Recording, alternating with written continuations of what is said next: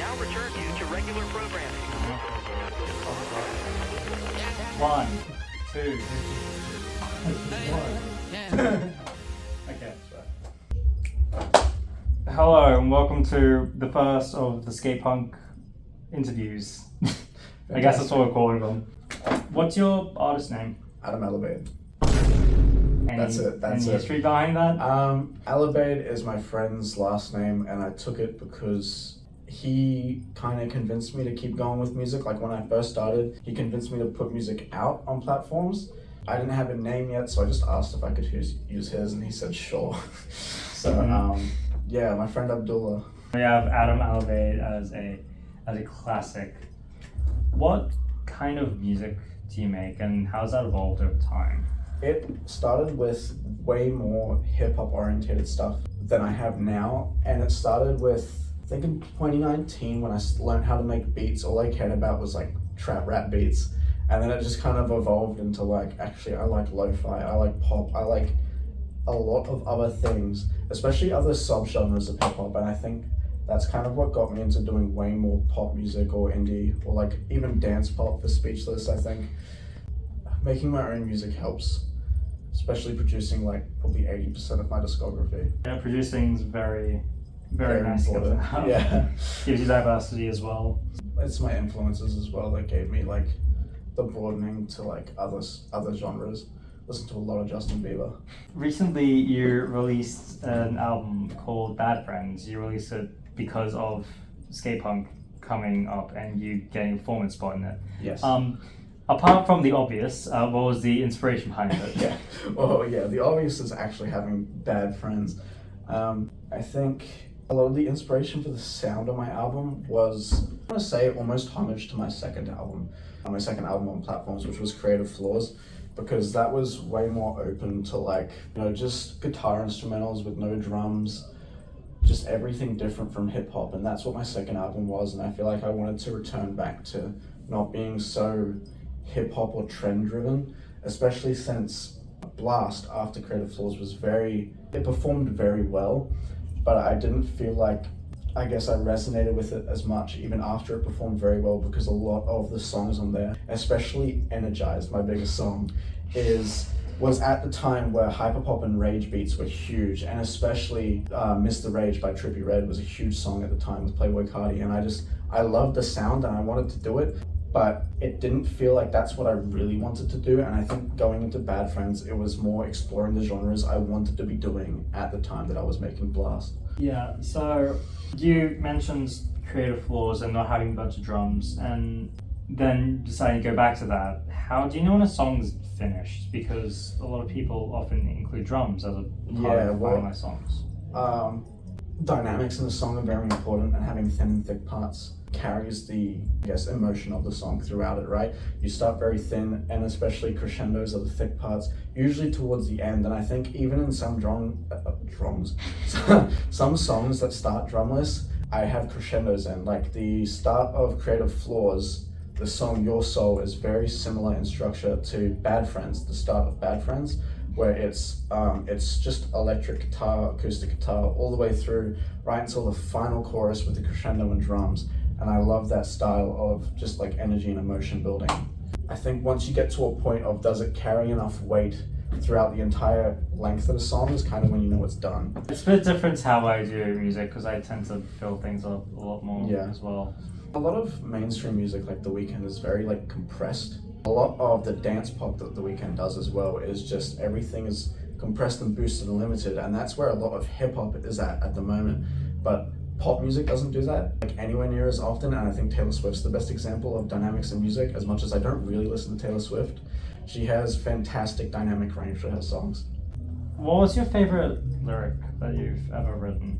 I don't think I can think of a favorite, but I think my funniest one is I got that dog in me like it's rabies. The songs where I have the most fun are usually where the most fun lyrics come from. I don't hold a lot of favoritism to like serious lyrics from serious songs, like a lot of songs that are sad or a lot of songs that are very emotional. I'm not picking lyrics that I'm holding memory to. These are like lyrics that are for the story of the song. If the song holds a story, I'm not trying to impress anybody with the lyrics, I'm trying to tell the story. So I think a lot of the memorable and like favorite lyrics are from the songs I have fun with. Yep, so the ones where they serve their purpose. Yeah. You mentioned your friends earlier that gave you the name Alobaid, Yes. and him pushing you to continue making music. What was it that made you want to start making music to begin with? Well, I think it's grade 9 before grade 10 before you pick your selective classes.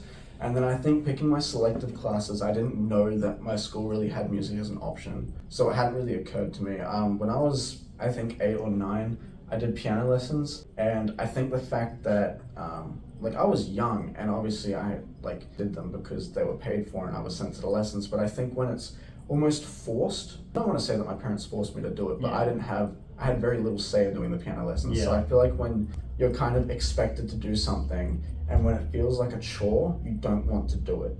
So like going to piano lessons after school and learning to play the piano through sheet music and everything felt almost like a chore. I didn't have any passion for doing that, and that kind of fell out. And then I realized I still had the passion for music, but not playing it. I really wanted to create. Doing composition assignments were my favorite.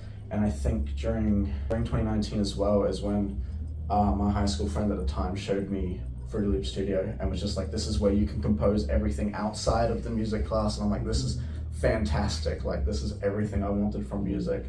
You mentioned all those different types of genres that you want to make, all the different music that you're listening to. So what are you listening to?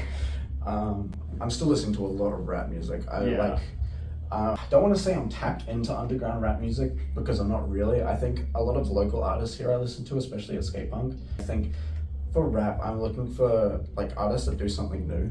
Young Fazo put out a really good album. I can't think of the name of the album, but he has a song called All Emotion, and I haven't heard a beat like that in a very long time. And I think pioneering new subgenres of hip hop is what I really like to listen to, and I think that goes back to Mr. Rage. I listen to quite a bit of Trippie Redd. I like T-Pain. T-Pain kind of pioneered autotune.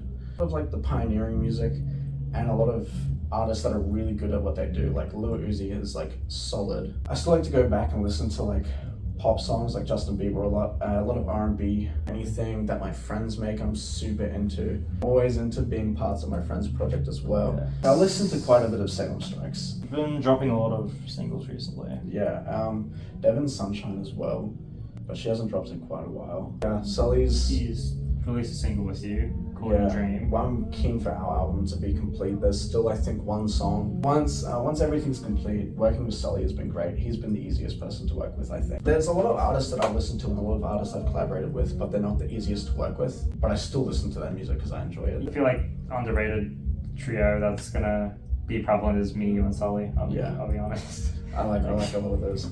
Speaking of SkatePunk though, how did you actually hear about SkatePunk? Well, I went last year. Did they have SkatePunk before the one last year? No. So I guess I heard about the first SkatePunk. Yeah. I heard about it through Brax being a friend and a collaborator. I remember hearing about it and I remember pulling up for a little bit and I thought, this is great. I really want to be here. And I think at the time it was being there and seeing other people have fun on the stage was what motivated me, thinking I'd have just as much fun on the stage, which I did here. Aside from all the nerves and anxiety right at the start.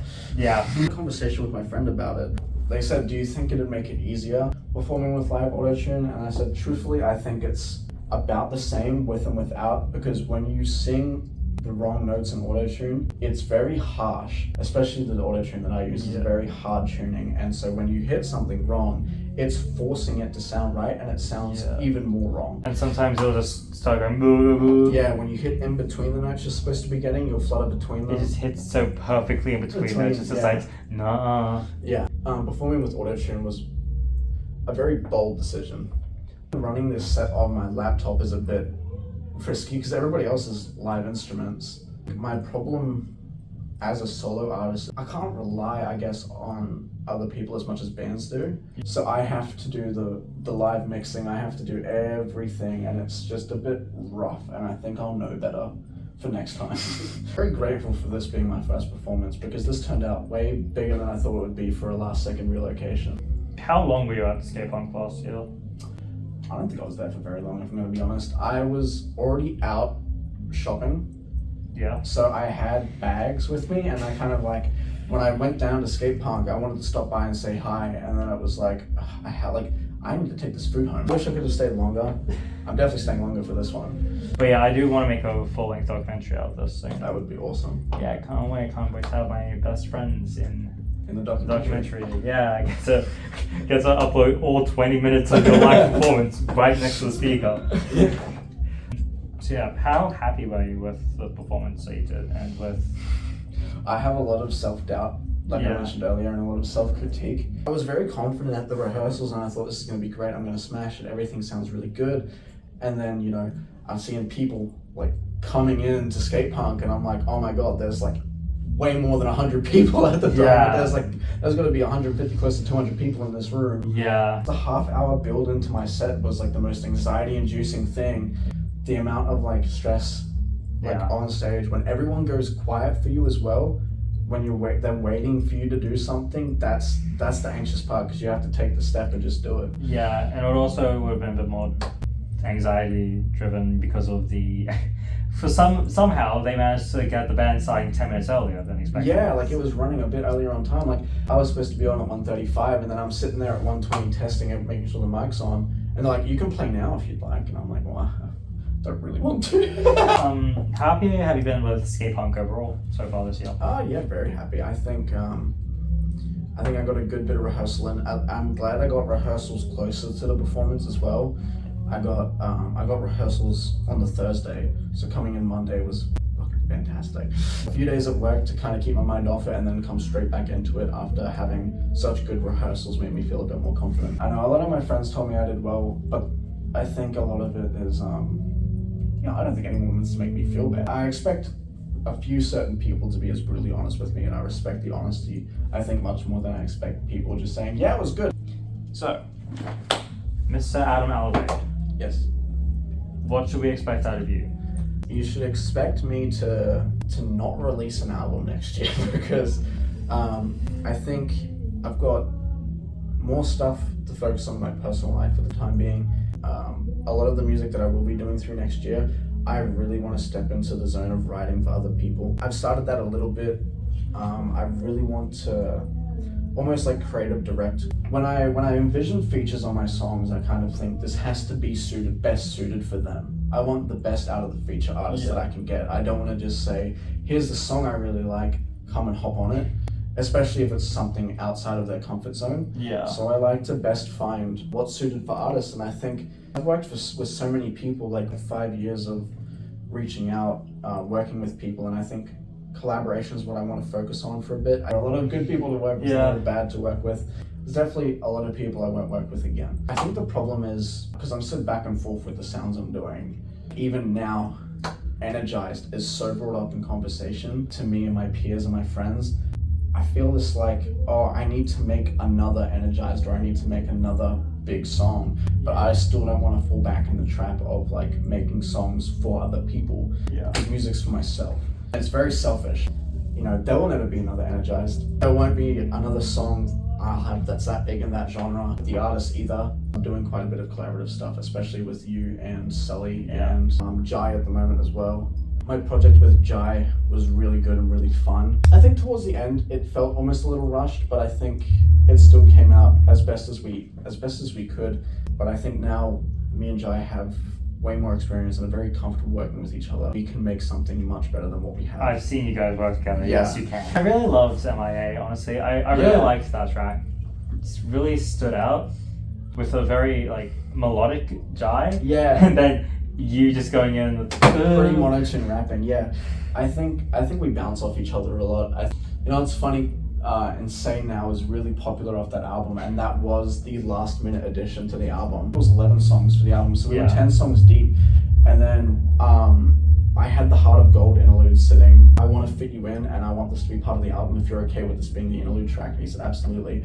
So I fit him in, and we had Heart of Gold, and the album was pretty much done, but he was still at my house. We had not much to do for the rest of the day, and I was like, we could probably just pump out another song. Even if we don't put it on the album, we can make another song. This is giving me vibes of Lightning. Yeah, and you guys don't know about that one. After we made Insane Now, it was kind of like we both really vibed with it, and then we thought we'll sit for a week.